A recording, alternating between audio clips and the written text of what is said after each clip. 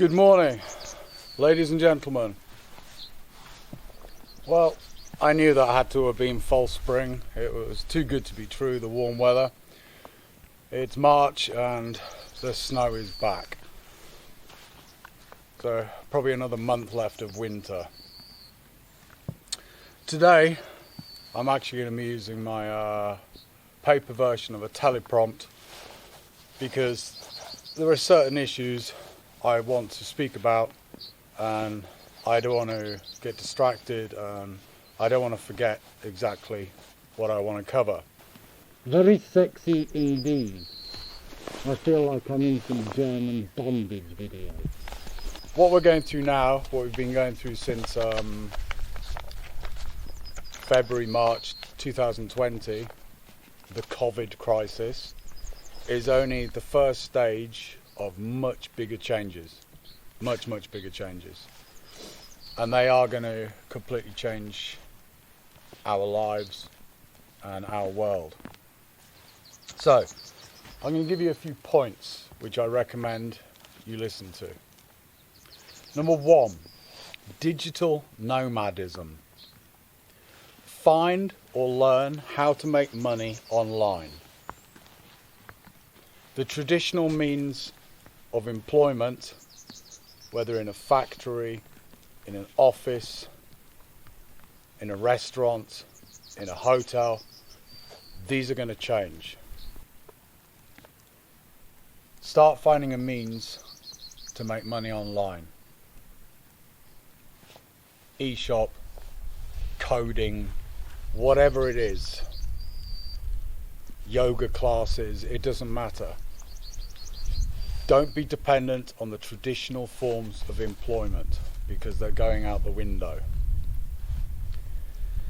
Number 2, they want us in the big cities because we're easier to control.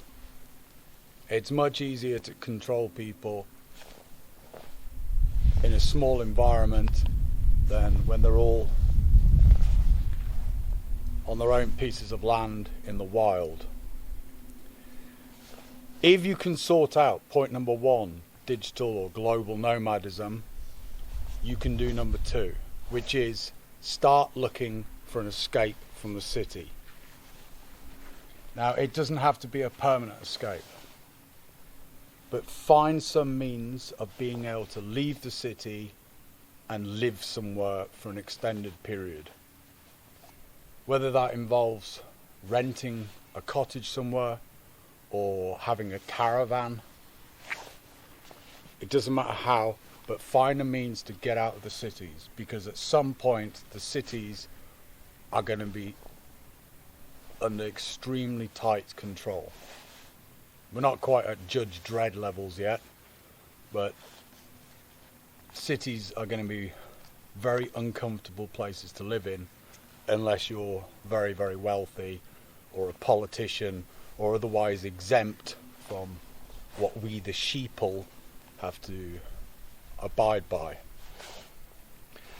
Number 3, prepare a shopping list for the year ahead, season by season. Prepare a shopping list.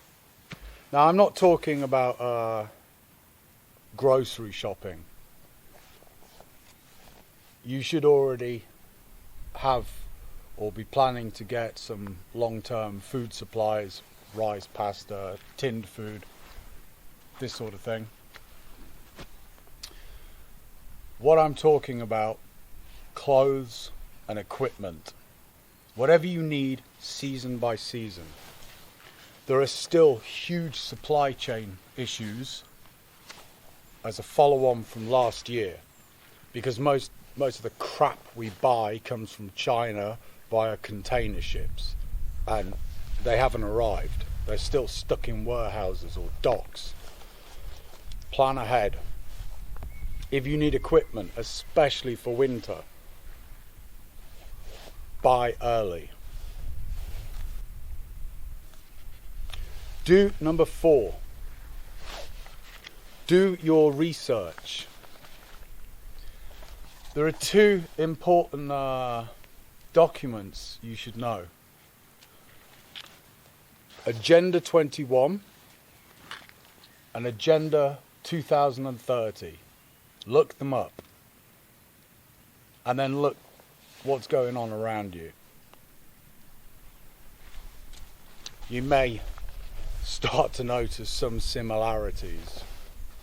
There are laws being passed continuously at the moment in different countries which are completely bizarre from our current perspective. But if you see what the long-term goal will be, you will understand why they're doing it. I hope you like chewing larvae instead of beef. Okay, we're being herded, ultimately. Not just a few people, not just a town, not just one country, but the whole world. This happened so fast and so in sync. It was incredible. I was mind blown. How you get 179 countries to do exactly the same thing at the same time.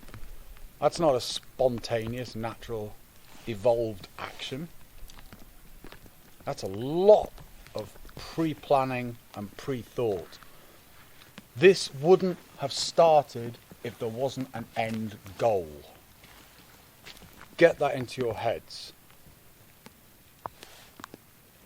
At first, I thought this may have been a test run for something in the future, a possible real pandemic. But I don't think it is. I think this is just stage one of Earth Mk.2. There's something really odd about they, in that they generally tell you beforehand what they're going to do. And really honestly, they state it publicly. Pay attention to what they say. When someone such as Klaus Schwab from the World Economic Forum tells you how your life is going to be in 2030 without possessions, listen. As Voltaire said, if you want to know who or what is in control, look at what you are not allowed to criticize.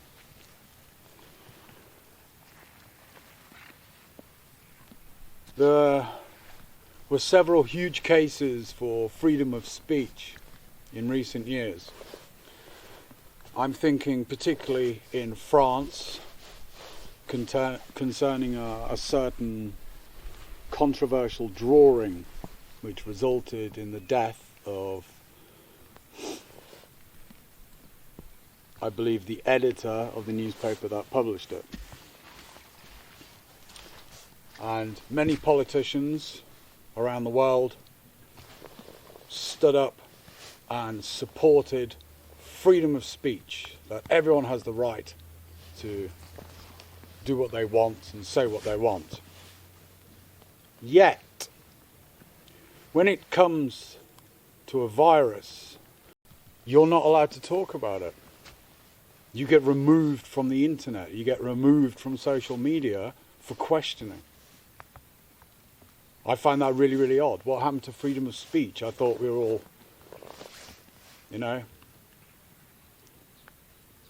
apparently not.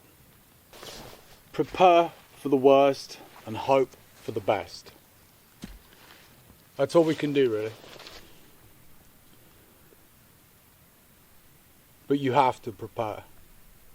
Not just with equipment, not just physically, not just with your skill set, but also mentally.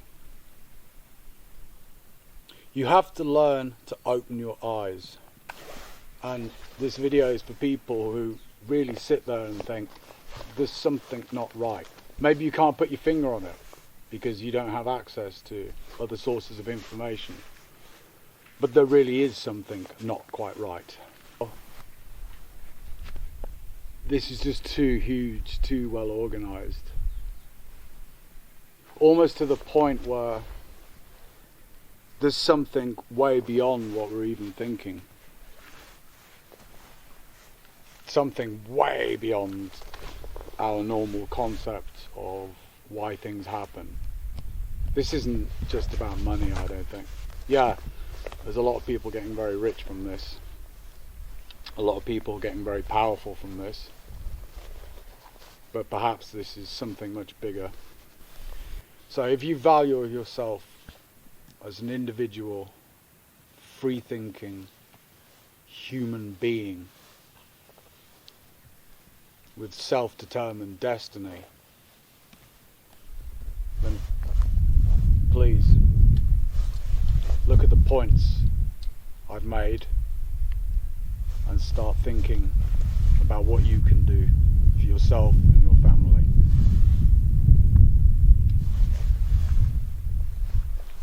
From the Carpathian Mountains, as always, and perhaps not for very much longer, be free.